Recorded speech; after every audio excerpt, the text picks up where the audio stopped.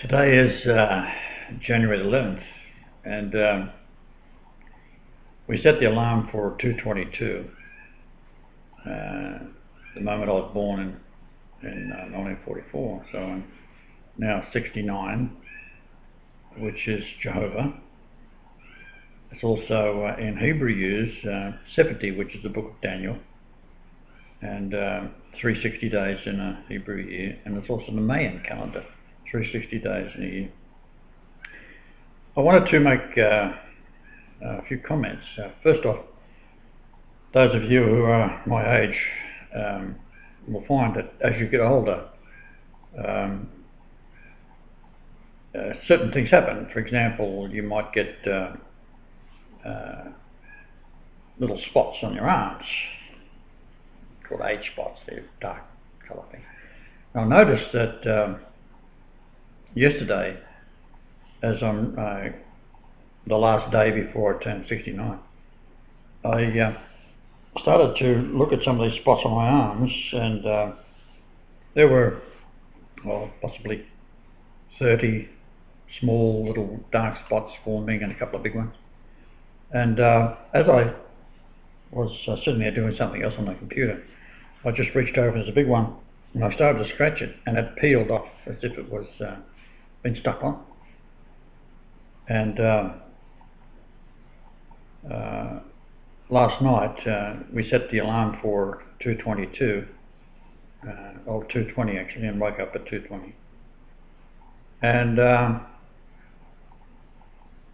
promise is everlasting life on the earth. This is what I've been trying to talk to you people about for years. And you've got to have the qualifications to be the Christ. You have to have, first off, the royal blood. You've got to be the most royal person. You've got to be able to explain all things. And of course, as we know that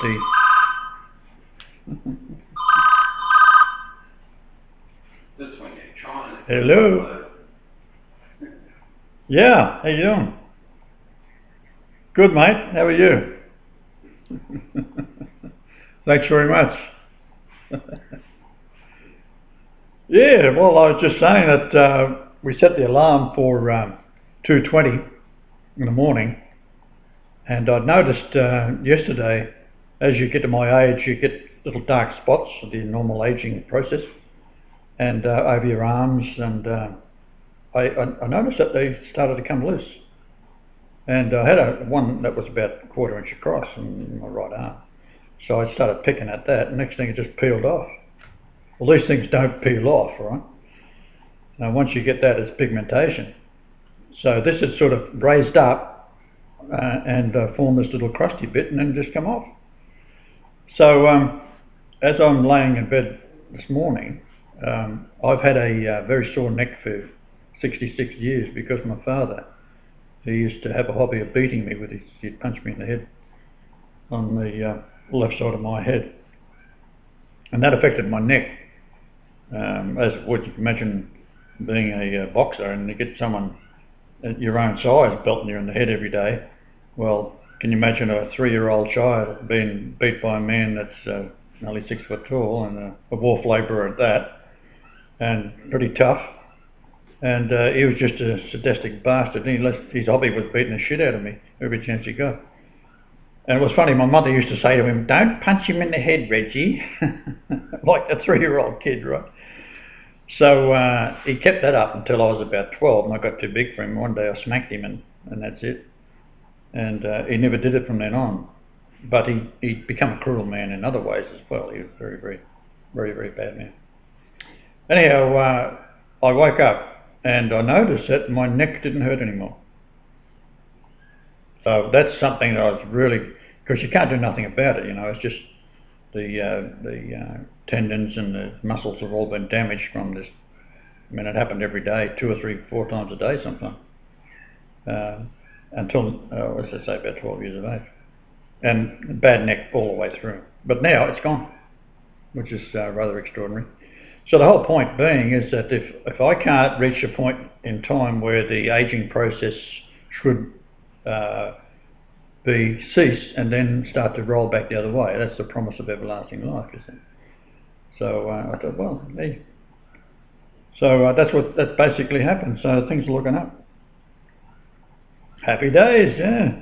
And how's things going for you?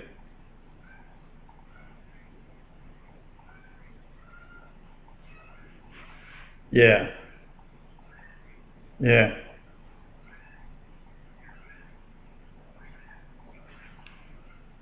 Good health. I mean, you know, still able to pay the bills. You know, right now it's been tight, but you know, we're doing okay. Good. We're getting by. Well, we've been noticing looking at the weather satellite in Australia, there's so many bushfires and it's getting so hot that they've had to add another colour to the satellite images in purple. So it's gone from red, which is up to 50 degrees Celsius, which is about 130 degrees Fahrenheit, and so it's going over that. So it's getting to be, you know, the record temperatures is amazing. And of course we've moved up to Queensland, which is normally very, very hot. And this is not where it's happening. It's happening down in the southern part of of Australia and into central Australia. And that's because of the shift of the Coriolis effect. It's all weather oriented. And because they're also working on this bloody harp thing, they've got that going like crazy over here, and to control the weather. But so we're sitting in a nice area, and it's nice. We've got a nice air conditioner, and everything's lovely. But go down here, get down from here a couple of 100 miles, you start to get bushfires and very, very hot. Is that the same area that got all the flooding? Yep. About a year ago? Yep. And there's flooding down there now too, I believe, in some areas. Yeah. Just like where we got almost a year's worth of rain in one day about 2 years ago, and then a year later we had the worst, you know, high temperatures we'd ever seen. Right. The same thing over there. They're doing the same thing with HARP over there that they did over here. They Yeah. put all the clouds out, they press them out so you can't develop any cold temperatures. That's right. So, and I can tell when they're doing it. I'm sensitive to it. I can see the lines in the clouds that are not normal. The concentric spaced lines. You can tell when they're pressuring it up and when they're lowering it. So, Yeah, that's right. it's pretty wild.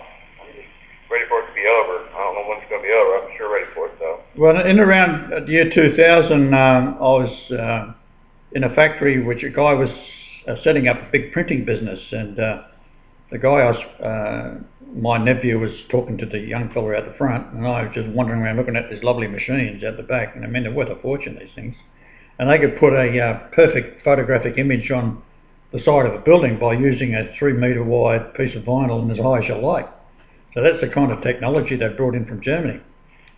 And this guy, he was a physicist that had been employed in America at one of the nuclear plants, and he got exposed to radiation. But because you know, you're dealing with American companies, they just pushed him aside, and he ends up coming back to Australia. But because he had top US security, they gave him a job at Pine Gap. So this guy's the same age as me, but he looked 95 years of age. And he said, yeah, this is what they've done to me. So he said, I shouldn't be telling you this, but he said, I haven't got much longer to live. And I said, oh yeah, what's that? And he said, well, in Pine Gap, when America took it over, they bought this farmland for 50 odd cents per acre and pushed this guy out who was very shitty about it because he'd lost his thousands and thousands of acres for this Peasley amount of money. And he said what they did, they drilled down 8 kilometres and put an aerial antenna down into this thing. And he said what they can do is, and what it's all about, is causing the continent to become like a woofer speaker. Yeah, it's a giant speaker, right? Yeah, and he said underneath, this is 500 miles from the what's called the Gap, if you like, which is Great Australian Bight. And he said underneath that is a connection to the sea, and it's all water. And he said Australia is like, in that area, is like a giant plate turned upside down. So you've got this raised up area about, I mean, the highest part's about 500 metres, which is not that high. We drove through it and I took all the GPS readings and all that kind of thing. So it's about 500 to 600 metres tops. And he said, but what they do is they put up the slow frequency, and this thing's bouncing back and forth, causing the Australian continent to be a bloody giant speaker. And that is key to what they've got going with HARP all around the world, which is the one in Alaska, that's one thing, but they've got, I think, 36 different locations, and they've even got ships with this Harpnic knowledge on board, which they drive around anywhere they all over the world, and they can then triangulate that. Why they have the chemtrails, they have those in the sky so that they have the material so they can bounce these things off of that material. Yeah, you're dead right. So you got to have something. That's right. So he said to me that he got a job there, and he found that this is what they were doing. So that's an extraordinary thing.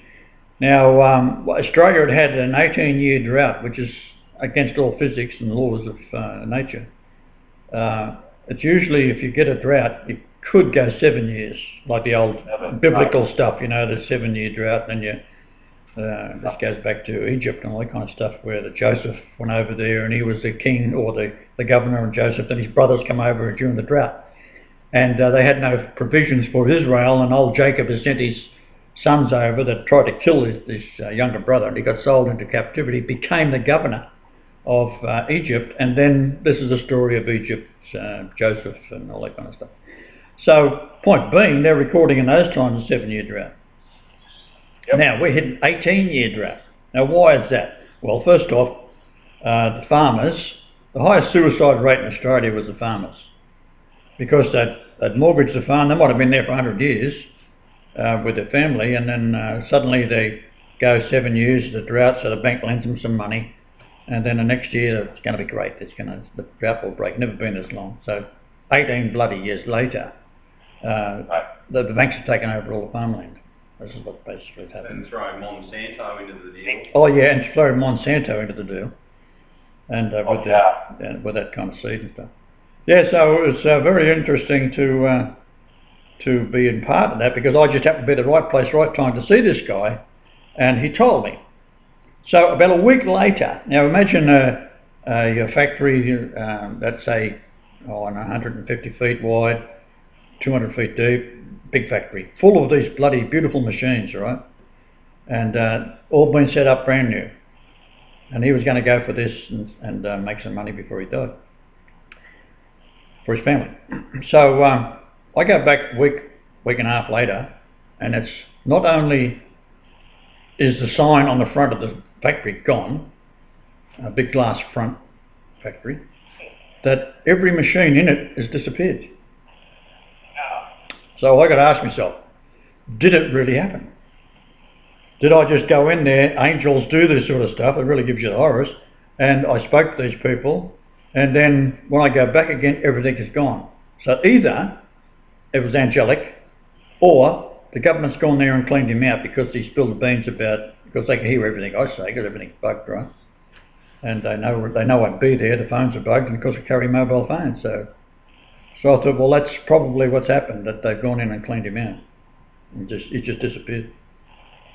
Well, that's the kind of things they get up to. Yeah, if that's something they can control, then I can totally see them doing that. Well, yeah, well, look at your James Bond movies, that's nothing compared to the reality. You know, I actually knew a fellow that worked, he was the man who worked for the mail services and handled Obama's mail. And that's the guy that come out to stay with us for half a year.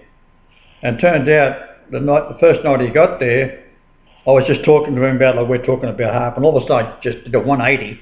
I said, you're a FBI agent sent out to spy on me. And he said, yeah. Well, oh yeah, you're talking about Jeremy. Jeremy. Right, he says, yeah. Now on his bloody computer, to get into his computer, I had to use it one day for him. He was away, we needed something in his computer, so he rang me to find it. And I said, oh, we'll need the password. And it was bloody agent. Right, how dumb is that, right? So anyhow, yeah, this is what it's all about. So they sent this guy out to spy on me, of course. And his buddy was the son of an American admiral and was a paid assassin. Now, I spoke to this guy on the phone through Skype. And he was telling me that he got out of it because the military was telling him to kill people that he said had no military basis for that. It was just maybe a political person or something else, something unrelated. And he said, oh, bugger this, I'm not going to do this no more. So he had a string of people that he'd killed, But he just said he ain't going to do it no more. And I said, well, how come they didn't kill you? Because you don't quit that sort of stuff. And he said, well, it's because my father is one of the highest admirals in the American Navy. That kept him alive. So that's the kind of thing that goes on. You talk about that people down the street in the local bloody beer parlour or something, and they say you're nuts. But no, this happens. This is what they do. This is what they do. Oh, okay. So it's all interesting stuff. So anyhow, we've reached the this date now where there should be if you keep your eyes open, you'll probably see a slow change in what's happening in the world. Now, I was told yesterday, Joel, did you hear about that guy who's Obama placed in charge of the army now, and he hates Israel? No, that's interesting. Yeah, well, Ash told me. New Secretary of Defense, Hagel. What's Hagel? That's him. Yeah. Yeah, he's not happy with Israel at all, and thinks America shouldn't have nothing to do with these bastards. And because Israel is getting worse and worse, so from their perspective, they're going down the drain, right? Yeah, the problem is he's also put in a new guy that actually was the one that pushed the drone program. This other guy, he's going to put him in charge of the CIA. Which I don't know, that's probably actually not even his appointment. Somebody else is doing it. They're just saying, you know. So what do you think is the front there? Well, yeah, for the CIA portion, that guy's probably dirty as shit. The one for Hagel, for the Secretary of Defense, I think that's probably a good appointment. He does not want to go to war with Iran. That's, you know, he's got his head out of that. Yeah. Yeah, well, see, the Americans are starting to wake up, I think, as well. So, you know, you have people like Alex Jones. I think he's on the slide now. The first time I seen him, I thought, well, he's a spook, right? So it was a long time ago, and I've been telling people Alex Jones is an arsehole. Don't you worry about that. He's part of it. His wife's a Jew, and he's got dual nationality, right? So in the world of Zionism, if you're a Jew, you're loyal to Israel. Doesn't matter whether you're an American, Australian, or whatever. Your loyalty is to Israel, your religion, right? Which is a dual nationality with a religion and state. Yeah, with the religion as an excuse, yeah. Yeah, that's right. So, yeah, that's what it's all about. So it's all very interesting. What's cooking with Gabriel? Hey? What's cooking with Gabriel? How's that thing coming along? Oh, well, you see, I don't know whether you've seen the last video we did on the Hawaiian telescope, Canada-France telescope. Now, I've just been checking that out again with the old records, and I've got Stellarium, I've got Home Planet, I've got Starry Night, and I've got an old Easy Cosmos, so some are connected to the internet and some aren't. And we can do comparisons where the moon location is. Now, what happened on the 6th running through to the 7th, 2:36 in the morning, there's this gigantic flash of orange light, which is the same that happened on Ash's birthday last year. So that's... I saw that video, but you had a hard time trying to get it to stop on the spot. That's the one. That's the one. Now, that indicates that it's going past the Earth, very close to the Earth because of the speed of it.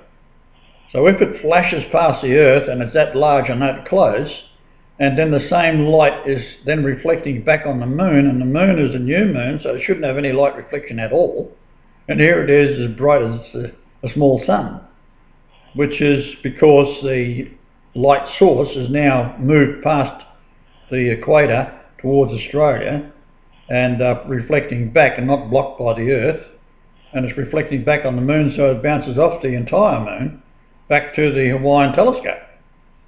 Right? The brown dwarf, is that what that is? No, I wouldn't think so. It's probably, if it was a brown dwarf, it'd be a lot larger, and I think it is coming, but the Adam in Poland and some other people are telling us that they've seen it quite often, and they say, oh, it's on the other side of the sun, it's glowing, so therefore they're saying it's on the other side of the sun because the sun is reflecting off it, and therefore, but no, it's on this side of the sun, it's much closer, and it is glowing itself. It's got its own light source, and that's what accounts for all this kind of strange stuff that's been happening in the South Pole and all that kind of thing that we've been watching for a year now. So yeah, they're all very, very close, and I don't think they're going to have much possibility of stopping the world seeing it within the next very, very short period of time. So that'll change things around, and I think the world's waking up to the Jews and what they've been up to, because they are of the devil and they are trying to kill us all. It's as simple as that. But the Christian mind, of course, doesn't like to believe all that kind of thing. Love each other and turn the other cheek and all this bullshit, something I never said. And I said, yeah, love each other, providing they're good, and fuck the Jews, because they're of the devil, right? That's why if you read John 8:44, it's saying you are of your father the devil. Well, there's no way the devil can remain on the earth in human form, because if Jesus comes in human form, God's in human form, therefore the devil's in human form, because it's the spirit of the devil that's in these people. That's what it's all about. Right. So they better get their finger out and start realising that the angels sort them out. You got two witnesses, two angels, and they come along and say, right, you're out of here, and next thing you're gone. Yeah, you said you got one that's a witness and one that's the That's about it, yeah. So everything I've done in the last 2 months or so has been destroyer. Now, the destroying angel, of course, is Gabriel. Why? Well, Gabriel is the angel of God. Michael is the angel of Jesus. So there's your two angels, right? So you've got God coming to the earth as Jesus and then coming back again. Well, those two angels now are witness of the past and witness of carrying out the death sentence to those who are going to continue trying to do what they're doing. It's the end. And we've also crossed the Milky Way galaxy equator, so we're in the northern side now, so that's it. Yeah. Apart from that, it's been a bit quiet. When are we going to be out of the basement of the deal that you were talking there? Look, I would give it 6 months tops. Yeah. It's just accelerating exponentially, you see. So I don't think we'll go much further. But I don't care really. I mean, I have been telling the bloody Israelis, and I've been telling the Americans and the Australian government and bloody you name it, in particular Iran and the Arab nations, that you can either go along with it or you can get crushed by it. You're going to please yourself, but there's not going to be anything other than what I'm saying is going to happen. Right. It's all there. I got to hear one say how to my son in his story. Yeah. Now, it's also, this date today ends the pyramid prophecy. Now, the pyramid prophecy is based on lunations. Matter of fact, I'll probably do an upload about it. The lunations are 1114. So if you look at any astronomy program and see what lunation it is, well, the January the 11th now is the 1114th lunation, and that is the up to the capstone of the Great Pyramid. Now, the Great Pyramid, how you measure that? You've got all the internal chambers, and they measure and lay within a height of 1114 pyramid inches, and each pyramid inch represents a lunation. And that's cross-referenced to the layers of masonry outside the pyramid, which ends at 202 layers, and then you've got your missing capstone, right? So that's the stone the builders rejected. There's another prophecy for you. Psalms 118:22 and Matthew 24:21-22. So, 42:21. So anyhow, what that all means is that we can't go any further. The pyramid is the altar to the Lord, because that is the height of it, up to the capstone, is the actual height of the land mass of the earth. And it's also the value of Isaiah 19:19-19:20, which is in Hebrew, that adds up to the height of the pyramid. Right. So, what I've been thinking about doing, and I was just going to start it as you ring, was talking about people like David Berlinski. He's a skeptic mathematician that he has said that the evolutionary thing, which is kicked off by Dawkins, around 2006, and he's selling books like crazy. So it's supported by the Jewish control of the book printing industry. Oh yeah, they dominate that totally. They dominate that. So if you can buy a book and on bestseller list, well, he was on the bestseller list, and suddenly, because he's a Jew, suddenly he's not, so they say, that he can't have any more reprints of the book. So therefore, it was a bestseller, and suddenly the Jews in New York are not going to print anymore. Well, that seems very odd, but to me, I'd say it's a trap. What they're saying, that's what happened. yeah, it's all bullshit. It's all manoeuvred. It's all chess moves. So he's on about the gap theory in evolution, of course, and not saying it took 3 or 4 billion years to happen. What he's saying is there's gaps in it, which doesn't have any conclusive evidence to suggest that it's a continuous thing with a fossil record and all this kind of stuff, you see. So he cleverly did say a few things that would give the anti-evolutionist hope that someone is finally making sense. And he was interviewed with Stephen Meyer, who was a man, and another guy called Michael Behe. And what they're talking about is the intelligent design. Well, you can't learn about intelligent design in any university because it's anti. We'll throw you out. So they want to do away with God, right? That's the whole point.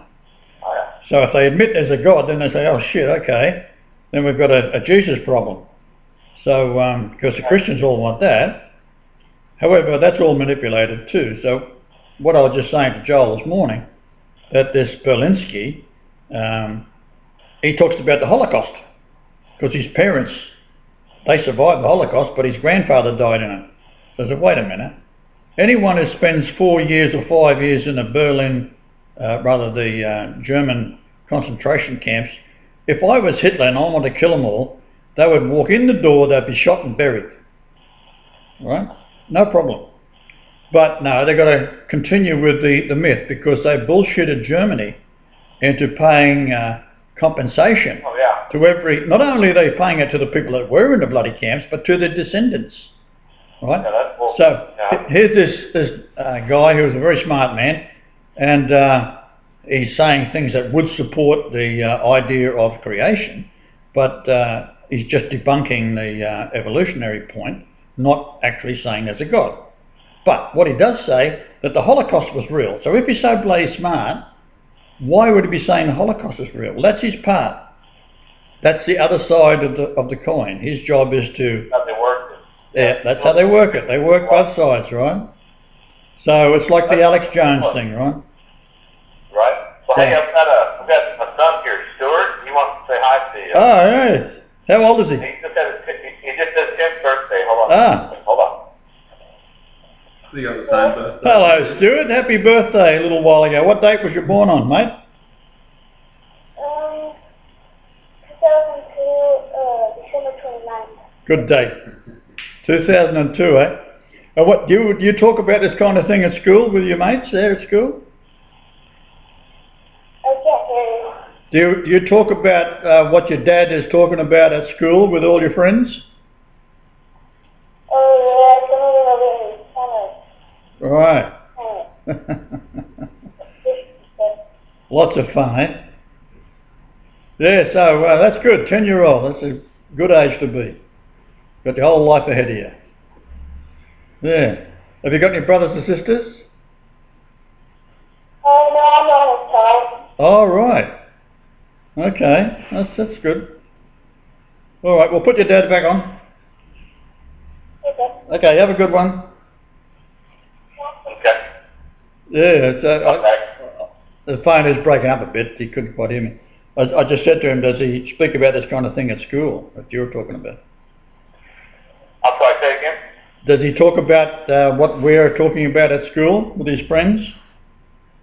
Oh, I don't know that he has. He's not really understanding what I'm talking about. Oh, right. Okay. It's a bit hard for a 10-year-old, isn't it? He knows who you are. He knows who you are. So he doesn't question that a bit. Oh, that's good. Yeah. That's great. Anyhow. Yeah. Okay, well I better let you go. It cost you a fortune, huh? I'm sorry? So I better let you go. This is costing you a fortune, isn't it? No, only about 4 cents a minute. Hey, that's not bad, is it?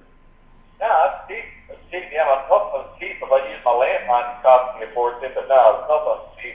Oh, well. Big deal. Oh, yeah.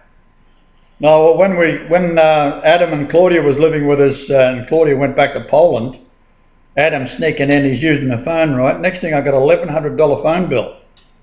Oh, shit. Yeah. So, like, I wasn't happy with Adam at all. He was on the verge of getting chucked out on the street, just for the deception of it, I don't know. But anyhow, he learned his lesson. But I told the phone company, stuff it in your ass, I'm not paying it. So, a little while later, like, they're bugging my phone, right? Like, they're listening to every word I'm saying now. So, I said, you stick your phone in your ass, I didn't want it. Well, next time we get a phone call from one of the managers, and yes, and blah, blah, blah. But the phone call was made to Poland, or several phone calls were made to Poland from your phone. I said, I don't care. I ain't paying it. Disconnect it. Yeah. So, next thing we get, a day or so later, we get another phone call. We have wiped the bill. To keep the phone line going, right? Yeah. So, this is the kind of crap we've got to put up with. But anyhow, that's how it is. Man. Not for much longer, man. Maybe have Adam try it on his cell phone. For some reason, if you use cellular phones versus landlines, the cell phones have better, cheaper programs. I don't know why, but they're a hell of a lot cheaper. Yeah, well, what happened was, well, you discovered on the internet somewhere where you can buy the time on the phone, and we've been ringing Poland. We get, for $1, you talk for an hour. Oh, wow. Oh, it's unreal. Awesome. It is awesome, yeah. So, so we've been talking every day to Adam, because Adam's having all sorts of dramas going on in Poland. Yeah. And he's been having dreams and all that kind of stuff, which is fine. We want to hear about it and record it, because when we get the phone call, we put on speaker and then record it, right? So it's all history. Yeah, I told you guys about a friend of mine that had a dream about the giant orb swirling around, and he was flying with them, and with the angels. It was pretty wild. It was a very vivid dream. I sent one of those messages to Astra probably about 3 weeks ago to you guys. All right. Yeah, I'll ask her about it. Wow. She probably did mention it to me, but she handles all that kind of stuff. Yeah, it was right after you guys. It was right after you did the 3 Days of Darkness. All right. They're explaining the position, and my friend, I didn't even ask him about it. Wasn't even talking about it. So he said, "Hey, I had a strange dream the other night." I said, "Really? Tell me what happened." And he told me that. I was like, "Wow, that's exactly what that's coming." I said, "This is exactly what's coming." Yeah, well, if you may recall, on December the 6th, Joel got out. It was 1 in the morning, and he noticed that here's a quarter moon, bright red. Well, that can't happen. It's got to be a full moon, and it's got to be in the shadow of the earth to do away with the blue spectrum, and that's why it turns red. The light turns red. It can't happen. Possible. Can't happen with a half full moon. Yep. So this is the kind of strange thing that happened on the other day. This last upload we did on about Hawaii. That can't happen there too, because it was only about a 20%, 24% or something light on the moon, and yet this thing that goes flashing past, it's got to be very close to the Earth, and to move that fast across the sky. This is what is actually happening all around the world, because where that came from, of course, is from the northern hemisphere, so people see it up there. But do they ever get on the internet and get allowed to talk about it? Because as soon as I upload something, usually they stop it. So it's like this Nibiru thing. Isn't that the camera out there in Hawaii? It just takes clicks every 2 minutes, or is it every? Yeah, something like that. Yeah, they're all time delay. But what it's done, we take a shot of it, and then the next frame it's gone. So if it's 2 minutes, it's gone across the, whatever the time is, I should look it up, but whatever it is, it's huge speed that this thing has gone. And then we see all this reflection on the moon that can only occur when it's in direct light from this thing, whatever the light source is.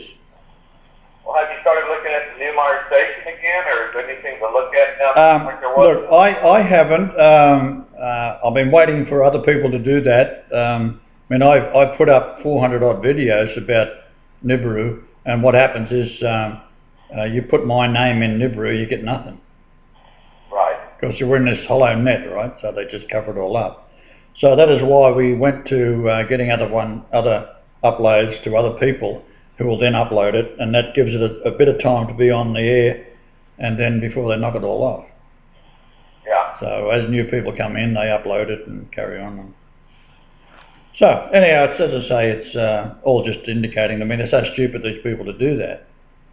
That they know who I am, and so therefore they are packing the shits big time. But there's one I did. Did you notice the one I did on the magnetic motor over unity gravity motor? Oh, yeah. Well, see, you don't even need that.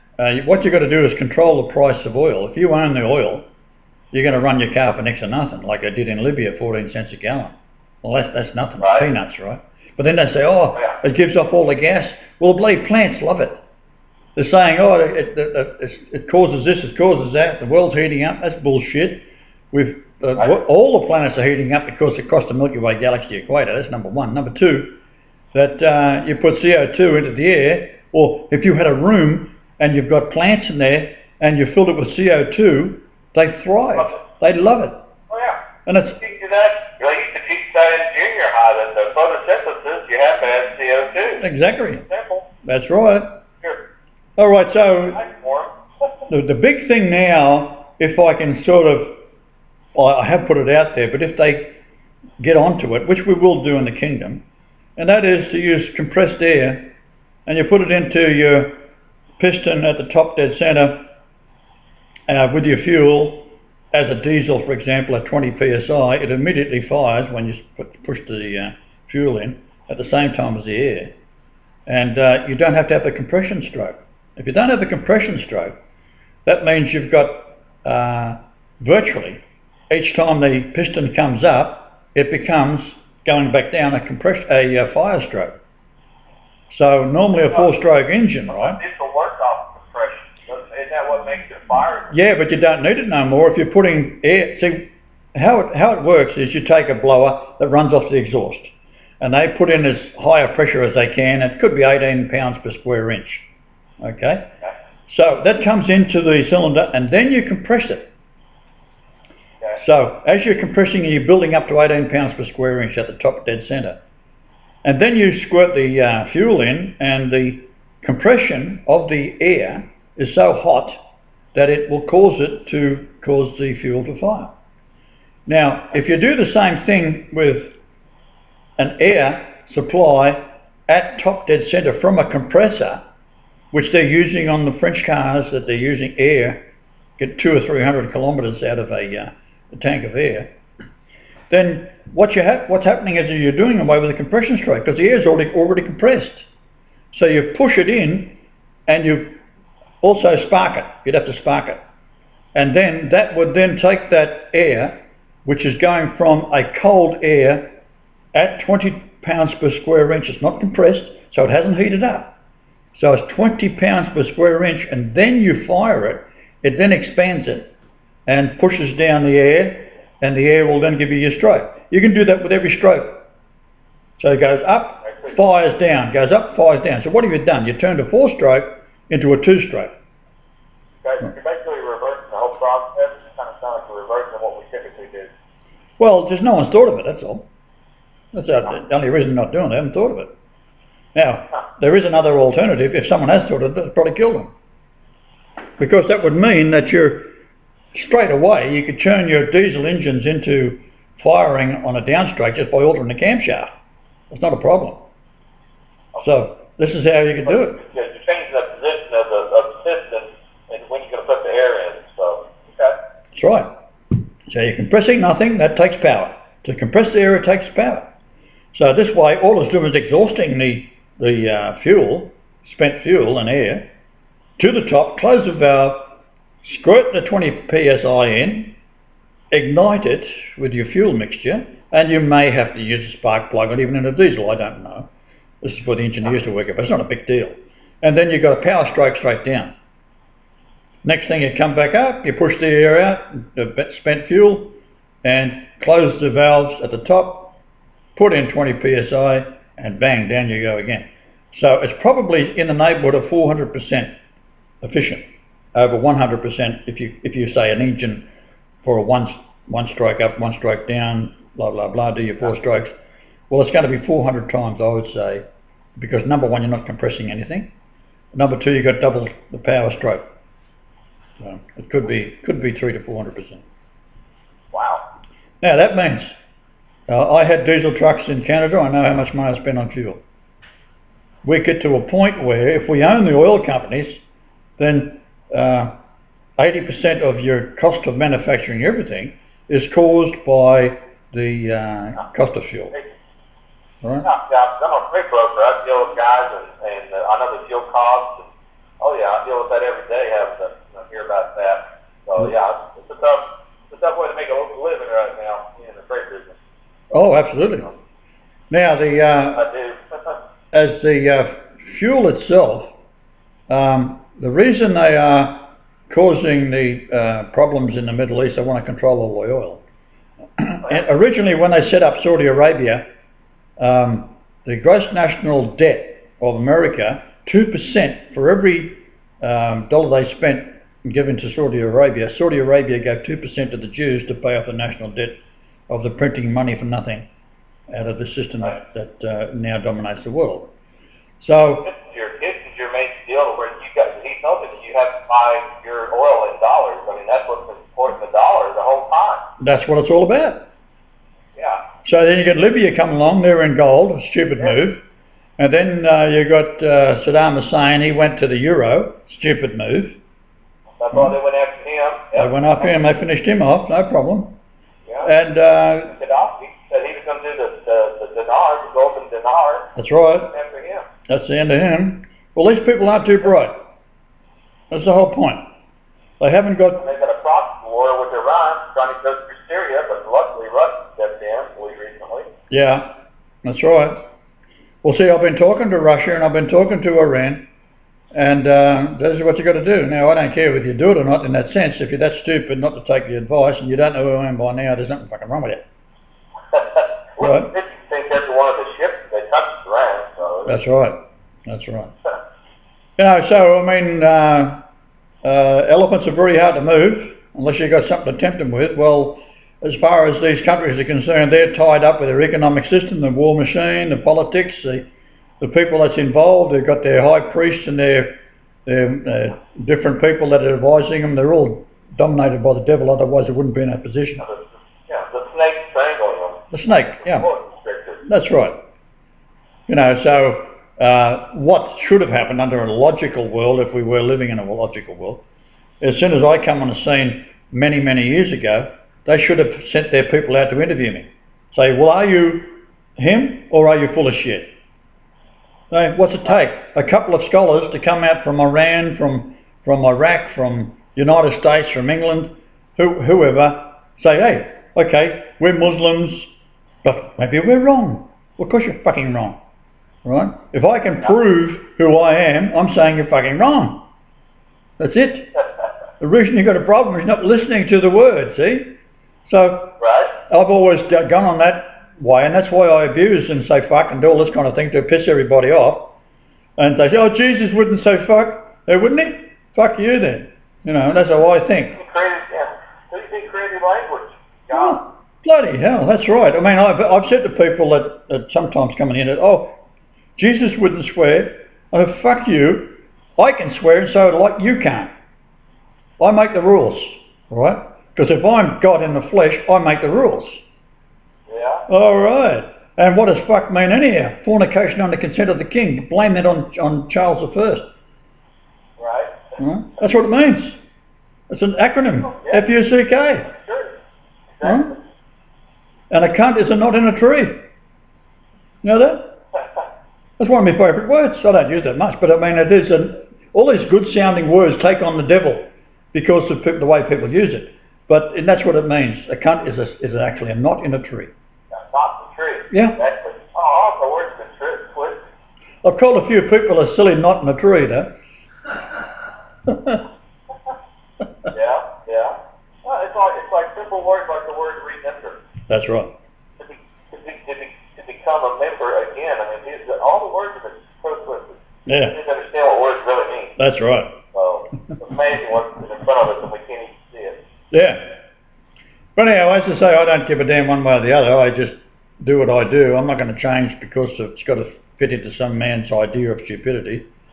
I am what I am. I just say what I say, and that's it. If you haven't got the sense to work out who I am and why I can do these things and not get killed, after all, I've been abusing everyone in the nation and in governments, and the assassins have tried 7 times now. So did the pain stop for that injection they gave you, that spinal stuff? That should have killed me, but of course the agony over that lasted many years. But also when they took the disc out of my back, they took the wrong one out, and yeah. So that was 20 years went past, or whatever, 25 years, until the original disc blew out and was granulated like lumps of salt. Wow. So maybe an eighth of an inch or smaller pieces, and that was floating up and down my spine, resting on all the nerves. And of course, I had that dye on my back. That didn't kill me either. Will your body start regenerating that stuff that you're going to stop? Oh, it's been dispersed now. I don't have any pain in my back no more, or I suppose when they did the X-rays, it may have changed since then. But back in 1990 or 91, 92, when I had another operation, they did an X-ray of my eyes because it put me through an MRI, and an MRI is 30,000 times the magnetic field of the Earth.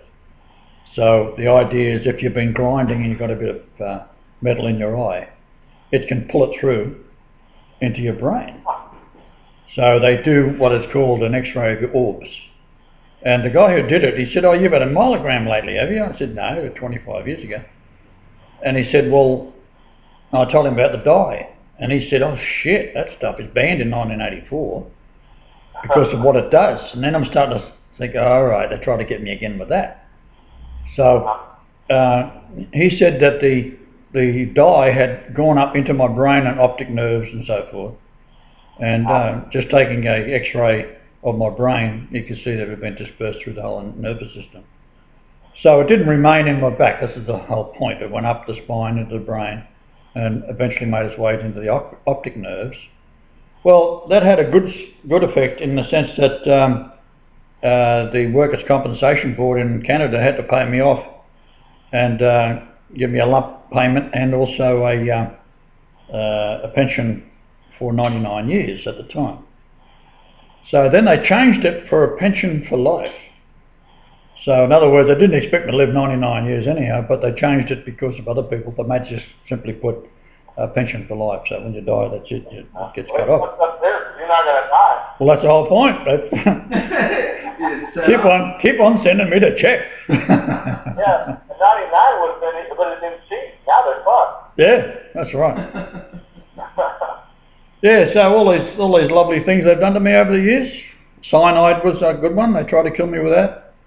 Yeah. And they've tried bullets. They've tried watering a steep road. They put me onto this road. This is how in depth they go. Now they sprayed it down with They sprayed it down with water, and I come over the top, and man, I just took off, right? Oh yeah, you got no choice. Yeah, you don't have a chance in hell when you hit the wrong road and it's supposed to be dry, and all of a sudden you got a patch of ice. That's right. Well, the ice was so slick it stalled the engine because I had the jake brake on, see? And that just caused the engine to stall because the wheels locked up, and that was it.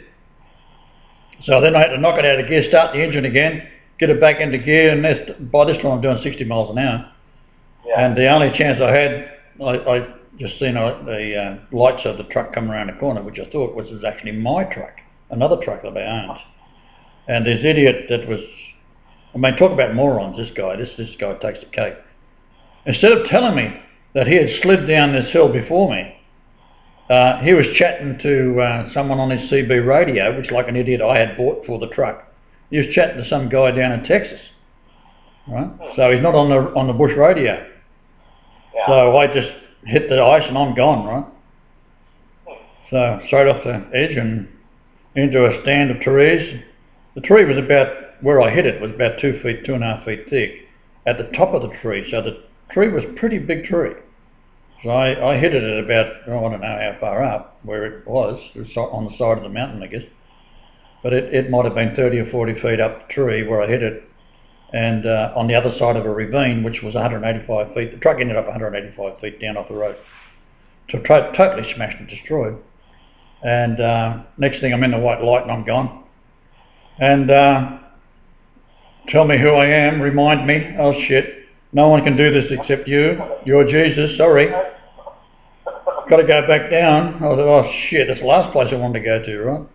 But next thing, angels are carrying me and placed me on this truck that had been suspended up at road level. And oddly, the truck was at 90 degrees to where it actually come off the road. So where it ended up, it had done a right angle into the bottom of this ravine. So here I'm sat on the top of this thing, the roof of the truck's gone, and it starts to then slowly descend into this ravine. And I'm thinking, well, going to be an impact coming up now. Not realising the truck had already hit and been brought back up. It had already been destroyed. So there's a time factor here of time warp, if you like. And when I hit the ground, it was permafrost, and there was no impact at all.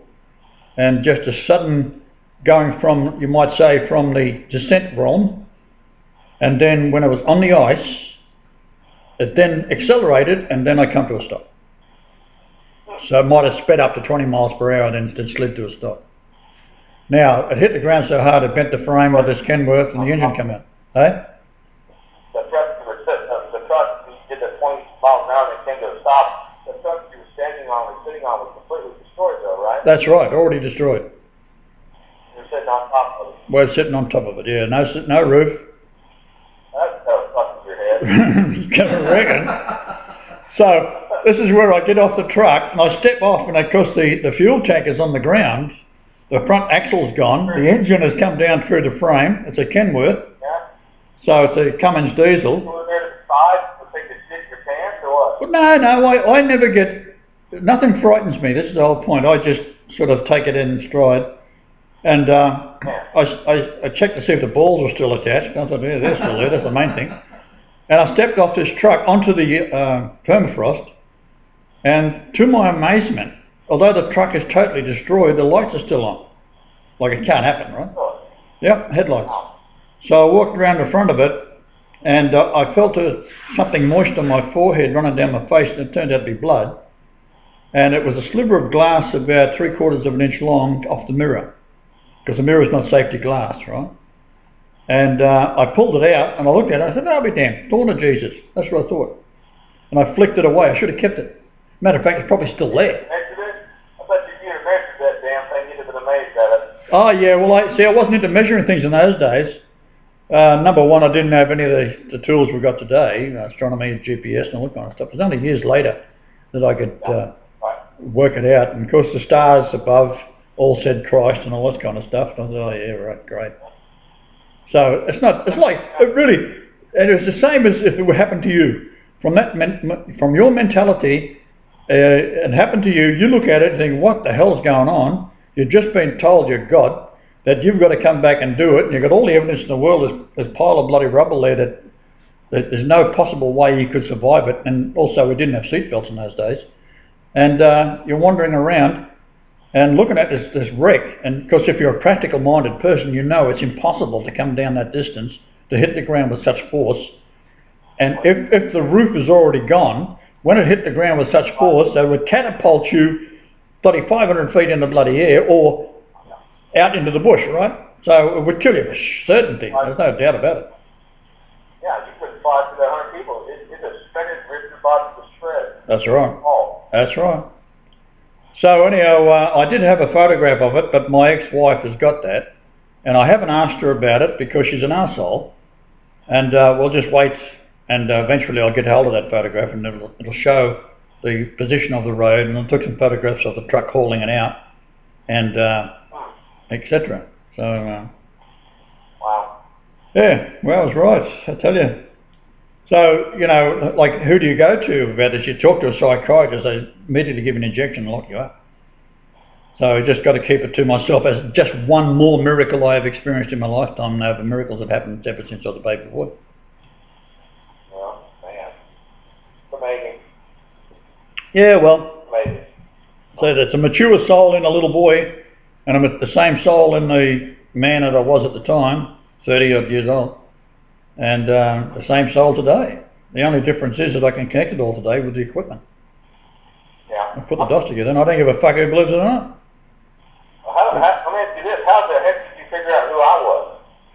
Look, I read the stars, I do your birth, time you contact me and all that kind of stuff. You've got to be somebody. So we just put it all together, and that's what it reveals.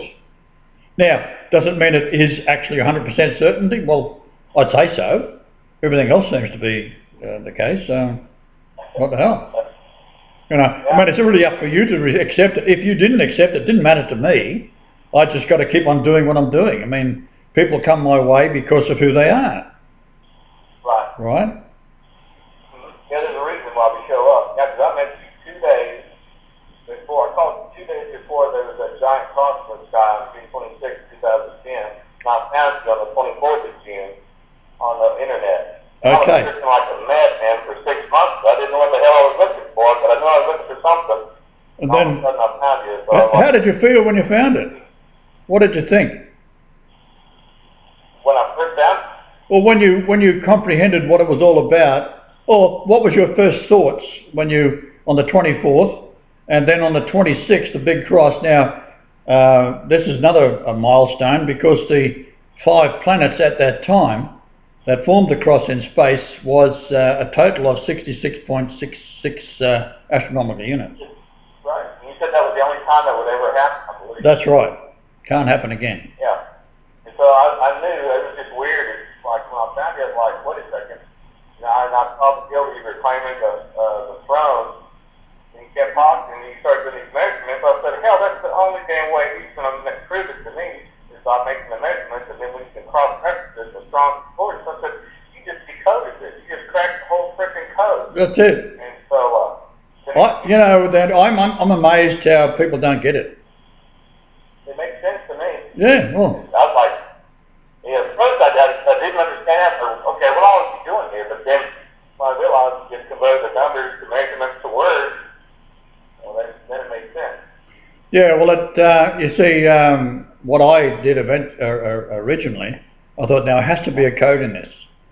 So, as I've been told who I was told as a baby boy that I was Jesus by Mary, and then that we are Essenes and all this kind of stuff.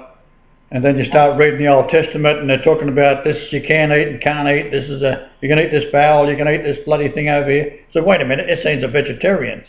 That's got nothing to do with me. Oh, yeah, because when I was looking, you know, when I was Christian, you know, and doing my stuff, I said, what are you looking for? I said, I'm looking for the truth. He goes, Well, that's easy, isn't it? All you got to do is reverse everything you've been told. Yeah, but I didn't realize the truth was a man. Yeah. You know what I mean? Yeah. Looking for the truth, and so, but I knew that you were in the scene. I don't know why, but when I read books years ago, I mean, let's talk, 20 years ago, I was like, I was like, he's got to be in the scene. Yeah. He's got to be.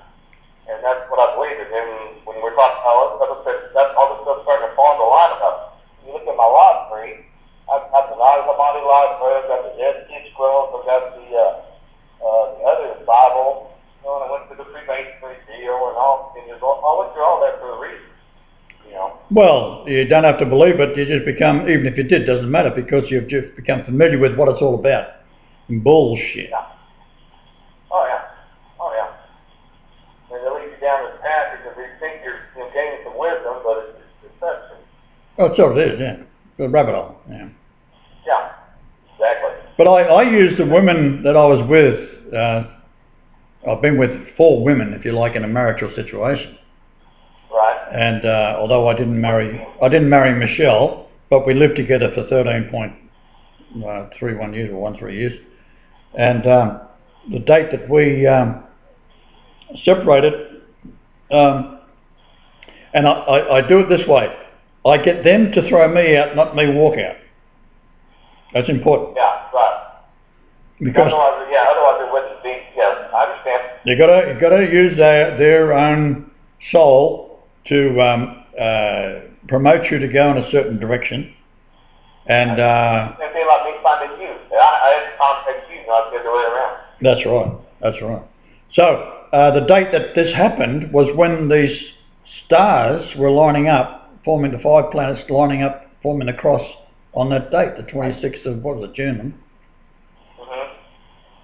Yep, 26th of June, 2010. That's the same day I started my channel for you. Really? Yeah, great.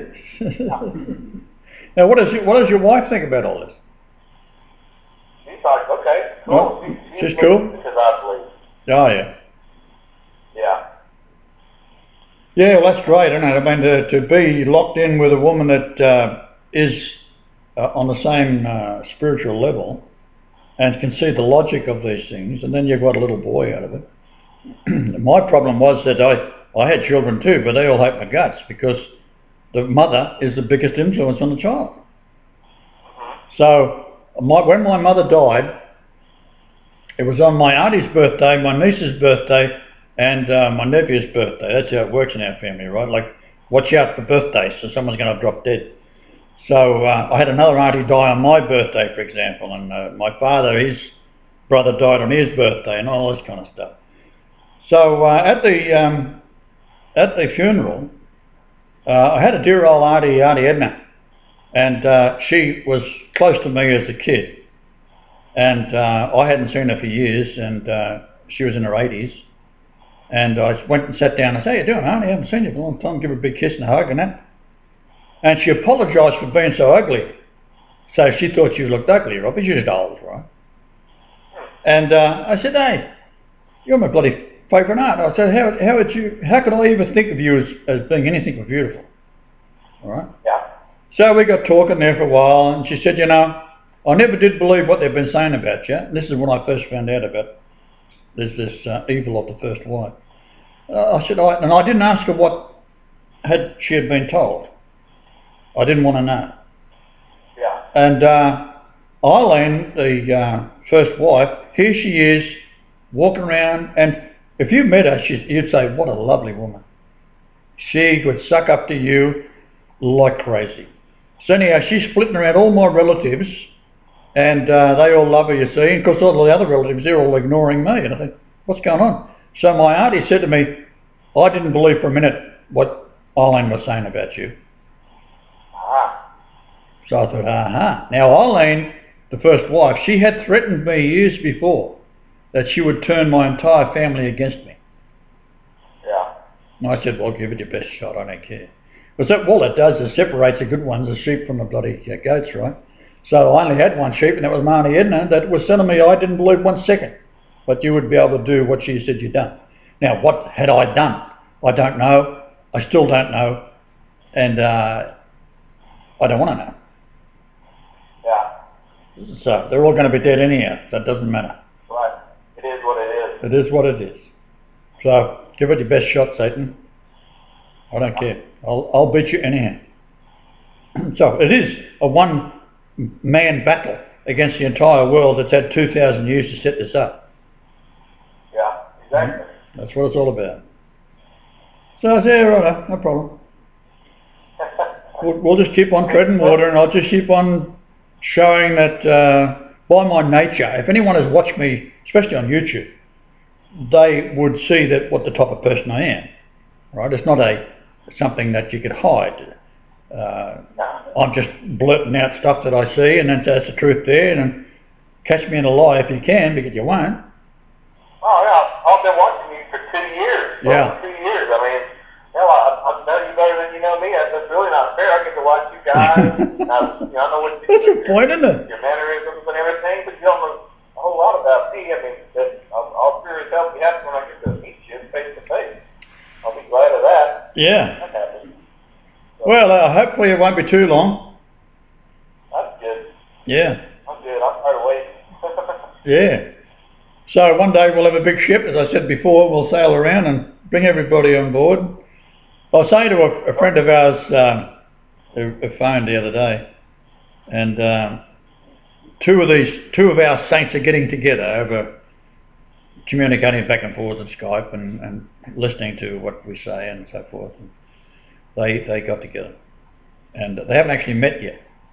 And I was thinking about coming out to Australia, and when this fellow phoned me, I said, well, you're better off, it wasn't phoning, it was actually Skype. I said, you're better off helping this lady, come down and see you, see if you hit it off. Most important thing, you've got to be on the same spiritual level. If you're not on the same spiritual level, you're not going to make it. So now they're thinking about coming out to Australia just for a holiday, and then stay as long as they like. And probably by the time they get out there and it all, they settle in for a little while to have a holiday and maybe tour the country, whatever, it'll all be over. It's not going to last much longer. Good. So anyhow, whatever it is, it's all preordained. We can't do much about it. As I've always said that with my life and observing it, that I don't get to make any real choices of what I do on a daily basis. I've often said, and I said Joel this morning, that I doubt whether I even get to choose how many pieces of shit paper I use. Everything's preordained. Yeah, right. You think you're doing the free will, but You think so? Yeah. Yeah. Yeah. So, That's how it's gonna follow. It's not gonna play out. it's all going to play out. So maybe everyone else has a bit of a choice, but certainly I don't. Oh yeah, you know it. Yeah, that's wonderful though. Okay. Yeah. Well, I enjoyed talking to you again, and happy birthday again. Thank you, my boy. What's your boy's name again? Stewart. Stuart. Love it. Yeah, S-T-E-W-A-R-T. That's actually a last name that came from my great-grandmother. And then it was my middle name, and then I made Stewart's first name. Well, see, the Stuarts descend from the Marshalls. Yeah, that's what I was gathering from your genealogy. I was like, that Stewart's the royal, part of the royal line. Yeah, that's right. Now, there's three ways of spelling Stuart. And there's the English way, there's a French way, and I think there's some other bastardised way.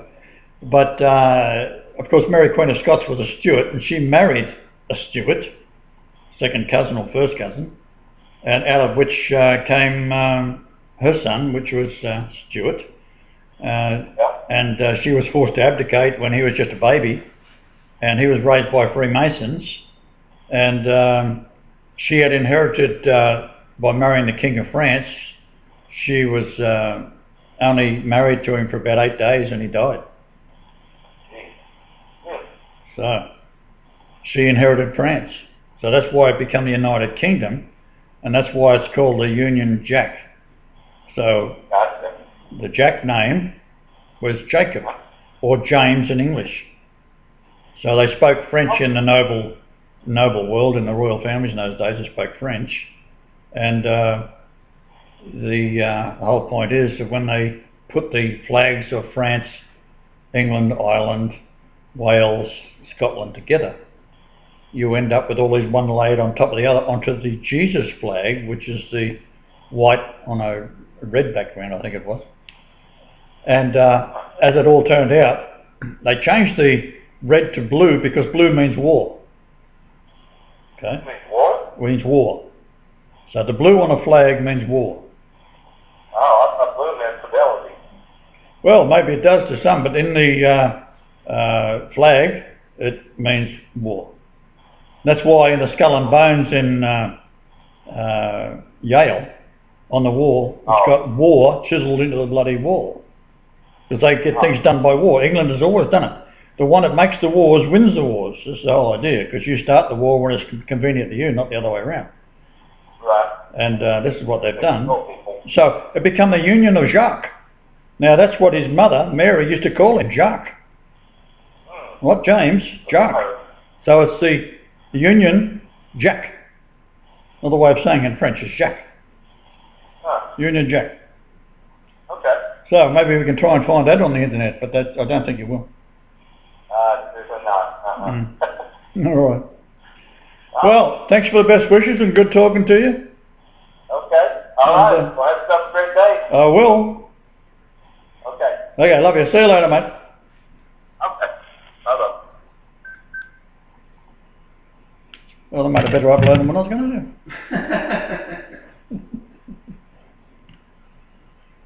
He's a good bloke, isn't he? Isn't he? Very, very, very, very bad man. Anyhow, I woke up and I noticed that my neck didn't hurt anymore. So that's something that I was really, because you can't do nothing about it, you know, it's just the tendons and the muscles have all been damaged from this. I mean, it happened every day, 2 or 3, 4 times a day sometimes, until, as I say, about 12 years of age. And bad neck all the way through. But now it's gone, which is rather extraordinary. So the whole point being is that if I can't reach a point in time where the aging process should be cease and then start to roll back the other way, that's the promise of everlasting life, you see. So I thought, well, hey. So that's basically happened. So things are looking up. Happy days, yeah. And how's things going for you?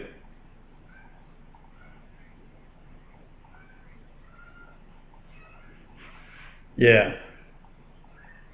Yeah.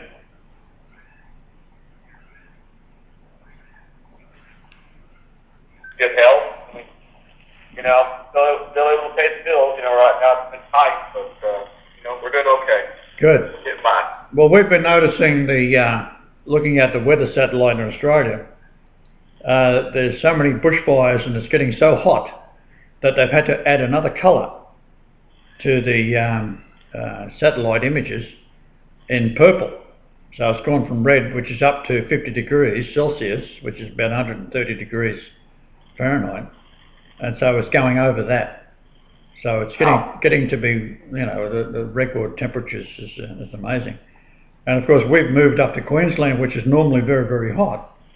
And this is not where it's happening. It's happening down the southern part of of Australia and into central Australia. And that's because of the shift of the Coriolis effect. It's all in all things. And of course, as we know that the...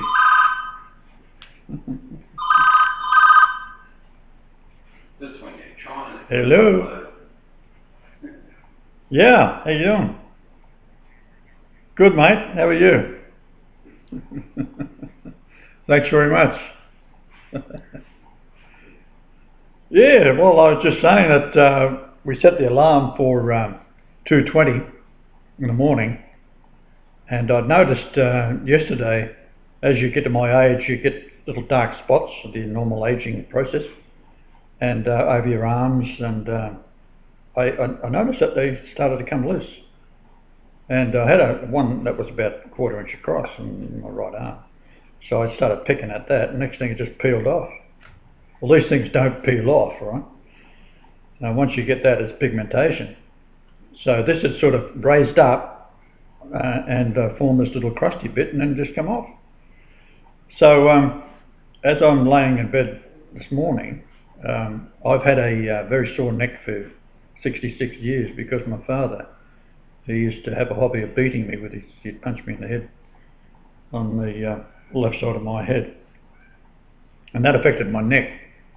As what you can imagine being a boxer and you get someone at your own size belting you in the head every day. Well, can you imagine a 3-year-old child being beat by a man that's only 6 foot tall and a wharf labourer at that, and pretty tough. And he was just a sadistic bastard. His hobby was beating the shit out of me every chance he got. And it was funny, my mother used to say to him, "Don't punch him in the head, Reggie." Like a 3-year-old kid, right? So he kept that up until I was about 12 and I got too big for him. One day I smacked him and that's it. And he never did it from then on. But he'd become a cruel man in other ways as well. He was weather oriented. And of course they're also working on this bloody harp thing. They got that going like crazy over here. And to control the weather. But so we're sitting in a nice area, and it's nice. We've got a nice air conditioner, and everything's lovely. But go down here, get down from here a couple of 100 miles, you start to get bushfires and very, very hot. And is that the same area that got all the flooding Yep. about a year ago? Yep. And there's flooding down there now too, I believe, in some areas. Yeah. Just like where we got almost a year's worth of rain in one day about 2 years ago, and then a year later we had the worst, high temperatures we'd ever seen. Right. It's the same thing over there. They're doing the same thing with HARP over there that they did over here. They Yeah. keep all the clouds out, they press them out so you can't develop any cold temperatures. That's right. So, and I can tell when they're doing it. I'm sensitive to it. I can see the lines in the clouds that are not normal, the concentric spaced lines. You can tell when they're pressuring it up and when they're lowering it. So, Yeah, that's right. it's pretty wild.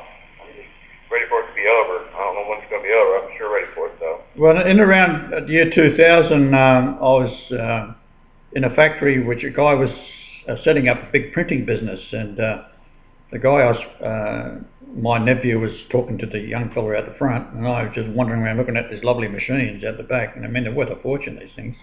And they could put a perfect photographic image on the side of a building by using a 3-metre wide piece of vinyl and as high as you like. So that's the kind of technology they brought in from Germany. And this guy, he was a physicist that had been employed in America at one of the nuclear plants, and he got exposed to radiation. But because you're dealing with American companies, they just pushed him aside, and he ends up coming back to Australia. But because he had top US security, they gave him a job at Pine Gap. So this guy's the same age as me, but he looked 95 years of age, and he said, today is January 11th, and we set the alarm for 2:22, the moment I was born in 1944, so I'm now 69, which is Jehovah. It's also in Hebrew years 70, which is the book of Daniel, and 360 days in a Hebrew year, and it's also the Mayan calendar, 360 days in a year. I wanted to make a few comments. First off, those of you who are my age will find that as you get older, certain things happen. For example, you might get little spots on your arms, called age spots. They're dark colour things. I noticed that yesterday, as I'm the last day before I turned 69, I started to look at some of these spots on my arms, and there were, possibly 30 small little dark spots forming and a couple of big ones. And as I was sitting there doing something else on my computer, I just reached over, there's a big one, and I started to scratch it, and it peeled off as if it was been stuck on. And last night we set the alarm for 2:22, or 2:20 actually, and woke up at 2:20. And the promise is everlasting life on the earth. This is what I've been trying to talk to you people about for years. And you've got to have the qualifications to be the Christ. You have to have, first off, the royal blood. You've got to be the most royal person. You've got to be able to explain, yeah, this is what they've done to me. So he said, I shouldn't be telling you this, but he said, I haven't got much longer to live. And I said, oh yeah, what's that? And he said, well, in Pine Gap, when America took it over, they bought this farmland for 50 odd cents per acre and pushed this guy out who was very shitty about it because he'd lost his thousands and thousands of acres for this Peasley amount of money.